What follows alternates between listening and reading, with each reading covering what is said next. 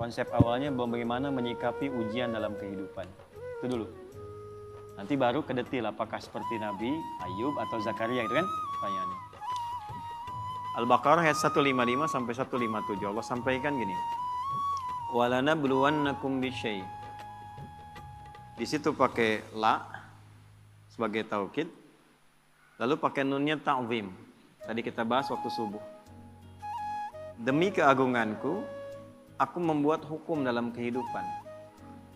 Setiap hambaku yang ingin sukses, dia mesti mengeksplor kemampuannya meraih kesuksesan itu dengan melewati tahapan-tahapan kehidupan. Itu yang kita sebut ujian. Sebab kalau tidak diuji, tidak mungkin kita bisa meraih apa yang kita harapkan. Anak-anak mau jalan kan latihan dulu. Mau bicara latihan dulu. Anak sekolah lulus latihan dulu. Itu hukum kehidupan. Dengan berlatih itu semua potensi di diri kita hidup. Itulah adilnya Allah. Kalau nggak dibegitukan, ini nggak kuat nih. Kaki nggak kuat jalan. Tangan nggak berfungsi. Otak nggak berfungsi. Dibuat sistem kehidupan kita itu berjalan. Lewat apa? Ujian. Jadi sebetulnya ujian-ujian yang kita hadapi itu satu secara fitrah Allah siapkan untuk memperkuat diri kita dan sistem bagian tubuh kita. Satu itu. Yang kedua, ujian hidup itu sebetulnya mengantarkan kepada setiap harapan dan kesuksesan yang ingin kita raih. Jadi kalau kita berdoa nih, Allah kasih hukum gini. Ya Allah, saya pengen lulus ke kampus A. Bagaimana jalan ke sana? Nah, itu sistemnya ada ujian khusus tuh. Ini yang dipelajari. Kamu tingkatkan belajarnya begini, ya, spend waktunya seperti ini, atur waktunya begini, yang dipelajari begini, mekanismenya diberikan instrumennya kepada kita. Otaknya dikasih, jalannya dikasih, pikirannya dikasih, hidup semua itu. Jadi kalau cuman pengen lulus tapi nggak ikut sistem ini nggak akan masuk. Saya ya. Nanti sama semuanya. Yang pengen pintar ada jalannya, yang pengen kerja ada, yang pengen sukses ada, dibuat sistem seperti itu sehingga sibgoh kehidupan dunia kita untuk tatanan kehidupan ini semua hidup. Ya, ide muncul, pembangunan muncul, kreativitas muncul. Maka Allah sampaikan, walanabluwannakum bisyai'. Semua orang yang hidup, yang ingin mengharapkan sukses, ingin berhasil, pasti akan melampaui dan melewati ujian-ujian dalam kehidupan. Contohnya apa? Kegelisahan. Ju', rasa lapar. Bisa diartikan aset yang berkurang. Ya, naik turun dalam kehidupan. Kemudian naqsi minan amwal, yang tadinya naik, matang, turun. Ya, itu diuji itu supaya apa? Ada dua tuh. Ya, satu supaya kemampuan potensi kita itu hidup lagi. Kalau nggak gitu nggak keluar ide-ide kita itu. Nggak keluar kemampuan kita. Makanya uniknya perusahaan-perusahaan hebat kadang-kadang bikin studi, bikin masalah. Coba cari perusahaan besar itu. Kadang-kadang bikin masalah. Bikin masalah dulu nyelesain sendiri. Supaya apa? Muncul ide baru. Nah, Allah sudah bikin fitrah dalam hidup. Diciptakan itu supaya semua potensi kita keluar. Yang kedua, sebetulnya jawaban dari doa kita. Nggak ada satupun ujian kecuali sesuai dengan permintaan kita. Itu adilnya Allah. La yukallifullahu nafsan illa usaha. Allah nggak mungkin nguji kecuali sesuai kemampuan yang jadi kebutuhan kita. Apa butuhnya, apa pengennya, sesuai sifat ujiannya. Jadi kalau Anda sekarang mengalami masalah, sebetulnya masalah itu disiapkan oleh Allah untuk mewujudkan doa-doa kita. Harapannya pengen apa, ini ujiannya. Dan kita mampu melakukan itu. Ya, makanya tadi di surat Al-Insyirah waktu subuh kita bahas itu harus optimis. Begitu diuji, yakin saya bisa. Karena nggak mungkin Allah titipkan kalau tidak mampu menjalaninya. Jadi jangan pernah kita mencela satu persoalan hidup yang diujikan. Karena sesungguhnya ujian itu hasil dari permintaan kita sendiri. Saya pengen nikah ya Allah, tentukan tanggal sekian. Dikirim, ya lewatin ini nih. Ya, nah ujian yang diberikan kepada Razik itu tidak akan diberikan kepada Fauzi. Gak akan sama ujiannya. Yang satu pengen lulus ujian, kampus pengen cepat wisuda. Yang satu pengen wisuda anak orang. Ya kan? Nah itu ujiannya beda. Gak akan sama. Masalahnya pun beda. Jadi ketika melewati masalah itu sebetulnya ingin mengabulkan doa yang diminta. Nah, jadi jangan pernah menyalahkan masalah. Gara-gara ini nih saya begini. Tidak, nanti hikmahnya datang belakangan. Nah ilmu hikmah itu mahal. Hikmah itu tingkat ilmu tertinggi. Kalau belum paham, yakini dulu, lewatin dulu, baru nanti hikmah datang belakangan. Nah sekarang baru kita masuk mas. Sebelum ke Nabi Zakaria dan Nabi Ayub tadi, bagaimana menyelesaikannya? Ya, Allah kasih contoh dulu. Nanti kamu kegelisahan pasti ada. Ya, lapar itu ada, gitu kan? Kemudian ujian berkurang harta, kadang naik kadang turun ada gitu. Dikurangin dulu nih supaya kreativitas muncul, nanti diakumulasikan lagi. Ya kalau nggak begitu nggak akan kreatif. Wal anfus, sakit, capek, lelah, ada tetangga, kerabat meninggal, keluarga dan sebagainya, supaya belajar dari kebaikan dia. Ya, selalu ada hikmah. Nah ujungnya apa? Ada wat samarat. Nah ini kurang tepat menurut saya diartikan di terjemahan. Wat samarat diartikan dan bebuahan. Kalau begitu sifat keadilan Allah kurang sempurna, naudzubillah. Karena yang diuji tukang buah saja. Tukang sayur enggak, tukang boneka enggak gitu kan. Nah samarat di situ pakai ilmu balaghah bacanya, pakai kinayah. Kalau kita nanam sesuatu kan yang pengen buahnya. Tapi kan tanam dari benih, tumbuh, dirawat. Begitu besoknya mau panen, mangga, malam-malam diambil orang. Anda ikut tender, sudah memenuhi kualifikasi, begitu mau dihasilkan, diserobot orang. Ada ya? Wabasyiris sabirin. Nah, konsep umumnya Allah sampaikan, berbahagialah orang yang sabar. Itu konsep umum. Jadi kalau sedang menerima persoalan, dihadapi, terima dulu dengan sabar. Sabar itu apa? Bukan diam. Teruskan. Ya. Alladzina idza asabathum musibah, yang kalau dia ditimpa dengan apa yang dia inginkan itu, nah itu musibah. Ya, musibah. Saya pengen pesantren dikasih sama Allah, ini musibah. Jadi musibah itu nggak harus selalu buruk, tidak. Baik. Anda pun datang ke sini bagi saya musibah.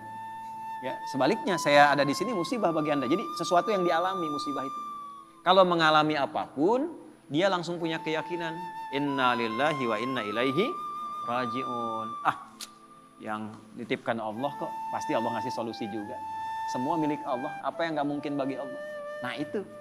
Cuman kesalahannya orang sekarang itu dilekatkan dengan kematian saja. Semua punya Allah dan akan kembali kepada Allah. Ya kita juga punya Allah. Gitu?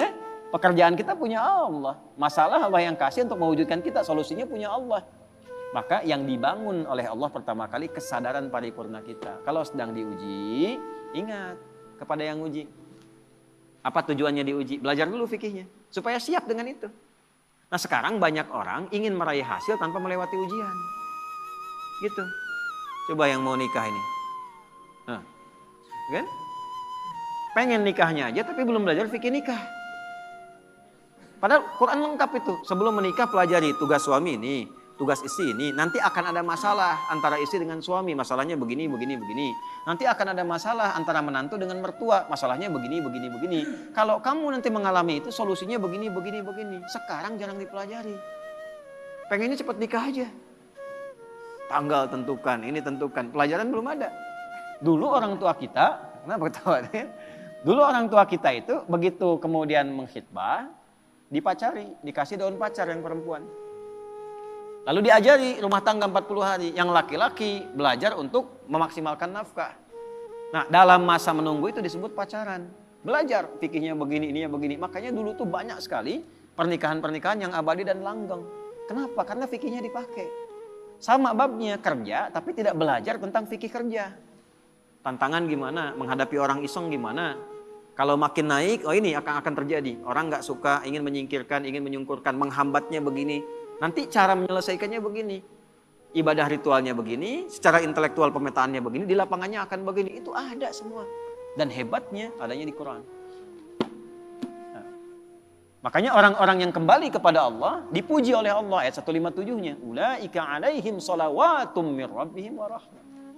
Orang-orang yang memetakan mitigasi persoalan dan menerima optimis dia selesaikan, dipuji oleh Allah dibandingkan orang yang berkeluh kesah. Jadi sabar itu bukan diam.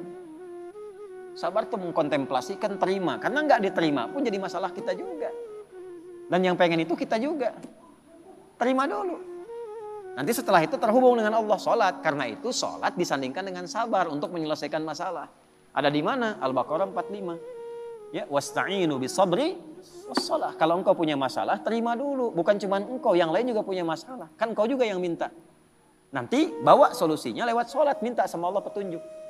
Kalau belum yakin di soal imannya, Al-Baqarah 153. Ya ayyuhalladzina amanu sta'inu bisabri wassalah. Katanya engkau yakin dengan saya. Engkau yakin percaya kepada saya. Saya kasih kok, nggak yakin juga. Di mana imanmu kata Allah? Nah, setelah itu dikasih rincian jenis persoalannya. Ini orang-orang dulu yang punya masalah. Kamu pernah sakit? Aku ujikan kepada Ayub. Kamu pernah punya persoalan di rumah tangga tentang keturunan? Aku ujikan di Zakaria. Muncullah pertanyaan Anda tadi, apakah harus seperti Nabi Ayub atau seperti Nabi Zakaria? Balik ditanyakan sifat masalahnya apa? Karena Allah turunkan kisah-kisah itu untuk memberikan detil kepada Nabi Muhammad.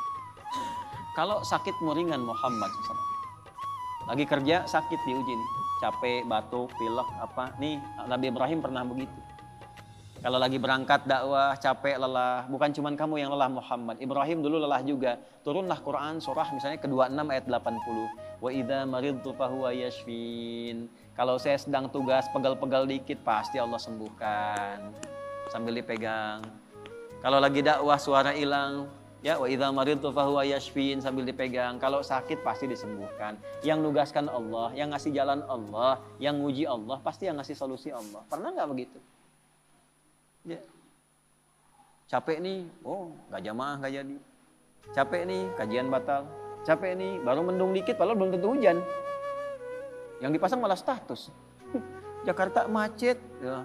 Berangkat enggak, padahal belum tentu ketika dia jalan itu macet. Nah ini satu mas.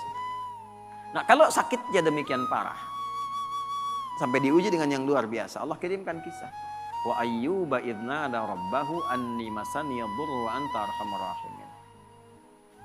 Ayub itu satu kaya, kedua sukses, ketiga soleh, ideal sekali. Kaya, istri cantik, anak 12, aset banyak, asetnya banyak, kebun termasuk paling kaya, soleh, berbaginya, nabi lagi. Setan mengajukan permintaan kepada Allah untuk menguji Ayub ini, menggoda Ayub dengan 3 sifatnya sekaligus. Menghilangkan kekayaannya, menghilangkan keturunannya, menghambat kesolehannya.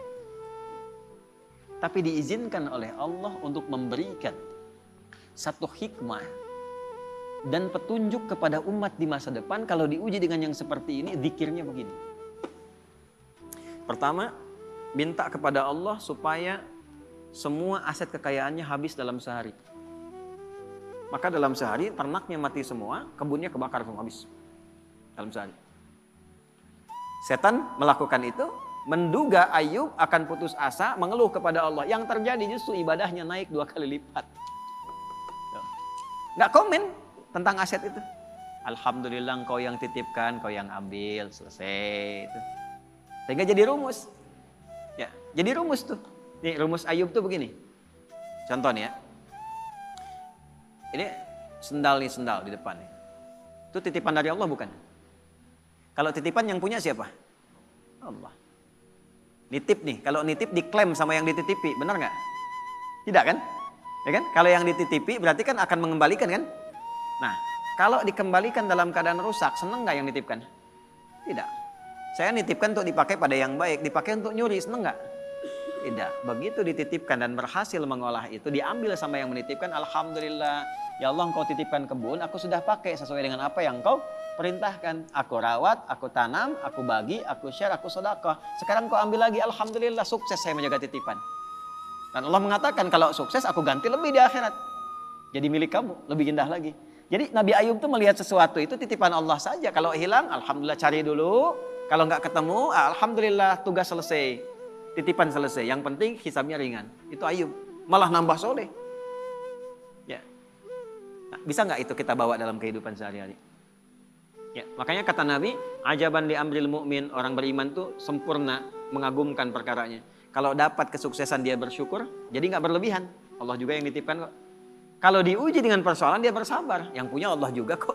Gitu. Jadi sama aja antara ada dengan tiada, sama aja. Dinikmati aja. Nah, dalam menjalani itu butuh penyesuaian. Disitulah ada pahala. Ya. Kalau nggak ada ujian nggak ada pahala. Nggak ada pahala. Nggak tahu caranya kita berdoa, berkeluh kesah, minta dan sebagainya. Jadi saya kembali kepada awal ketika Anda bertanya tentang sikap Nabi Ayub. Secara konseptual dari Al-Quran yang pertama kali adalah satu. Jika dihadapkan pada ujian kekayaan, ini yang harus dilakukan. Kalau jatuh pun begini caranya. Kalau sedang maju di atas bersyukur. Jangan terlalu angkuh, jangan sombong dan sebagainya. Karena kapan-kapan Allah bisa ambil, itu loh hikmahnya. Kalau diambil pun jangan banyak disesali. Toh yang punya bukan kita kok. Ya, belajar sama tukang parkir. Datang mobil beda-beda biasa aja. Ya, nggak ada tukang parkir begitu Alphard pergi langsung marah katanya, woi ngapain diambil? Nggak ada, biasa aja. Gitu. Nggak ada bangga sampai selfie dengan mobil orang gitu, biasa aja. Dapat titipan begitu waktunya diambil pulang selesai. Itu problemnya kadang-kadang Nah, ngajinya nggak sampai ke situ. Fikih syukurnya banyak, fikih sabarnya nggak dipelajari. Itu satu. Yang kedua, begitu naik meningkat, ya Allah minta anaknya meninggal dalam sehari semua. Diuji meninggal semua sehari Pak, 12 sih. Dikira akan down, ternyata naik 2 kali lipat, berarti udah 4 kali lipat dari sebelumnya. Tinggal yang terakhir, ya Allah kok masih naik nih, bikin sakit ya Allah. Saya minta ngajukan yang terakhir sakit. Yang sakitnya tidak pernah dialami oleh orang sebelumnya, gak akan dirasakan oleh orang setelahnya. Ya. Istrinya datang mengatakan, Pak, kenapa nggak memohon pada Allah sembuh? Ditanya balik, kita itu senang, sehat, syukur berapa lama? Dijawab kurang lebih 20 tahun. Ada riwayat mengatakan 70 tahun. Sekarang diuji dengan hilang ini, ujian sabar dan saya sakit berapa lama? Ada riwayat mengatakan 7 tahun, ada riwayat mengatakan ya, sekian belas tahun. Kata Ayub begini, nanti aja kalau ujian sabarnya sudah sama dengan ujian syukur, baru saya minta sama Allah. Malu, dikasih 20 tahun senang, kaya, baik, kan? Tapi baru dikasih masih 15 tahun, 7 tahun dalam riwayat sebagian mengatakan, baru dikasih segini kita sudah mengeluh. Ntar aja kalau sabarnya udah sama dengan syukur sehingga seimbang. Tapi ketika sakitnya sudah mengganggu beliau untuk melaksanakan rutinitas ibadahnya. Tadinya masih bisa bangun, sekarang sakitnya sudah nggak bisa menahan berdirinya. Sholatnya sudah susah dan sebagainya. Baru Ayub minta kepada Allah. Dibukalah dengan fathah, bukan dengan dhammah. Kita tahu yang ngaji nahwu, setiap kalimat dalam bahasa Arab digunakan dhammah di awalnya, namanya mubtada. Tapi khusus ayat ini pakai fathah. Wa ayyuba, bukan wa ayyubu.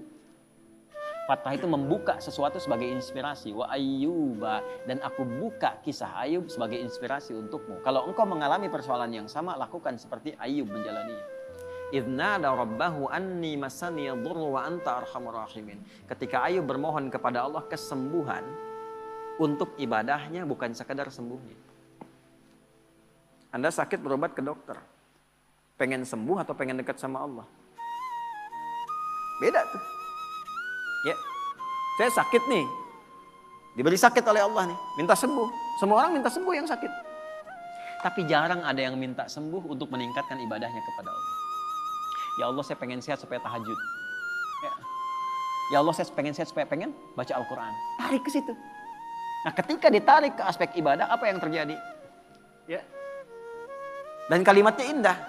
Wa anta arhamur rahimin. Ya Allah, aku pengen meningkatkan ibadah kepadamu, tapi penyakit ini menghambat, sedangkan kau yang paling sayang kepadaku. Kalau dengan yang paling sayang tidak mengabulkan, kepada siapa lagi aku mesti minta? Itu pakai fa. Subuh tadi kita belajar. Fastajabna, nggak pakai jeda, langsung dijawab. Fastajabna lahu. Kami langsung jawab. Fakashafna ma bihi min dur.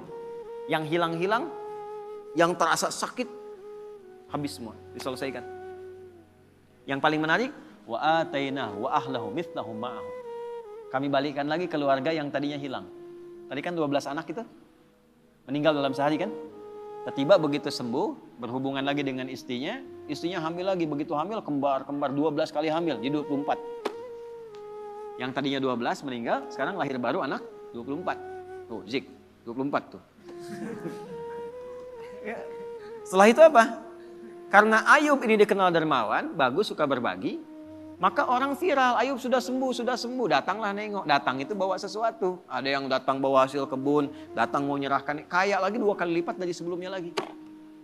Dan ditutup dengan kalimat ujungnya, wa dzikra lil abidin. Kami tidak khususkan ini untuk Ayub, tapi bagi setiap hamba kamu yang punya persoalan serupa, lakukan zikirnya Ayub.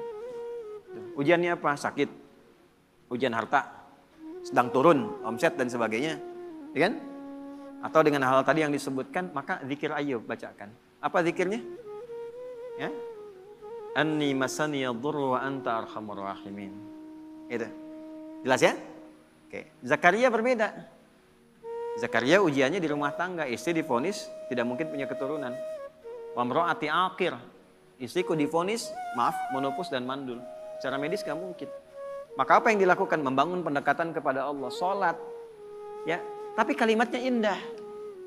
Rabbi la tadharni fardan wa anta khairul warithin. Ya Allah, jangan biarkan aku sendiri untuk memperjuangkan risalah dakwah ini. Aku pengen ada penerus, aku pengen punya keturunan. Itu bukan sekedar punya anak ya Allah. Supaya ada legasi dakwahku yang diteruskan oleh anak-anakku. Gak berhenti memperbaiki masyarakat itu. Ya itu kuncinya. Kalau cuma pengen punya keturunan, yang lain minta banyak. Tarik ke unsur ibadah. Tarik. Engkau yang paling sayang padaku ya Allah, aku tidak putus berdoa kepadamu dari mulai aku kuat sampai fisikku letih sampai rambutku memutih. Ada orang minta di depan 5 menit tuh. Ustadz, Pak Masuri, tolong Pak Masuri. 5 menit, dikasih gak? Belum tentu. Tapi 24 jam di depan, tangannya begini, Pak Masuri gitu, tolong 24 jam. Dikasih nggak? Keterlaluan kalau nggak ngasih. Ya kan? Allah punya sifat Rahman dan Rahim. Ini ada hamba minta begini, ya Allah, dari mulai rambutku menghitam sampai memutih, fisikku kuat sampai letih, aku tetap yakin bahwa Engkau akan mengabulkan doaku. Aku tidak minta banyak ya Allah, aku minta keturunan supaya bisa meneruskan dakwah bagi orang-orang untuk bisa menyembahmu. Langsung jawabannya sama dengan yang tadi Ayub, fastajabna. Gitu. Tapi isiannya apa? Yusari'una fil khairat, diisi dengan dharma bakti kebaikan. Ya, inilah salah satu yang sanadnya ke Syekh Nawawi Al-Bantani. Ya, jadi kalau pengen cepat doa dijawab, salah satunya bukan sekedar doa, sertakan dengan kebaikan, bisa dengan infak kalau ada harta. Ya. Bisa dengan ibadah tenaga, sholat tambah, baca Quran tambah. Supaya Allah mempercepat pengabulan doa. Nah itulah wasilah. Ada konsepnya di Quran surah 5 ayat 35. Ya ayyuhalladzina amanu taqullaha wabtaghu ilaihil wasilah. Hei orang beriman, kalau punya hajat, punya keinginan, tingkatkan takwamu kepada Allah. Dan jadikan takwa itu sebagai wasilah. Bentuknya apa? Takwa dengan tenaga, amal solehnya, sholat. Kan nggak bayar sholat. Kan? Takwa dengan harta, infak, sedekah. Cari anak yatim, cari penghafal Quran. Ya, cari janda-janda dan sebagainya misalnya. Yang memang ada tanggungan yang bisa kita bantu. Itu jadikan wasilah untuk minta. Cuma mintanya jangan tarik ke dunia. Pandai. Tarik ke akhirat. Minta sama Allah. Tarik. Gitu. Saya pengen punya ini ya Allah. Supaya saya bisa beramal soleh. Nah itu. Jelas ya? Nah jadi sekarang tinggal pilih mas. Nanti indahnya di Quran itu semuanya ada contoh. Nabi Ibrahim ada persoalannya. Nabi Nuh ada persoalan. Semua nabi yang ada di Quran itu semuanya ada hikmahnya. Dan akumulasinya ada pada kehidupan Nabi Muhammad SAW. Maka kesimpulan Quran cuma satu untuk Nabi Muhammad. Laqad kana lakum fi rasulillahi uswatun hasanah. Tinggal diurut. Jadi kalau kita sedang punya masalah apa, gampangnya gini. Nabi pernah mengalami itu di mana, kapan, petunjuknya apa. Ikuti, selesai seketika.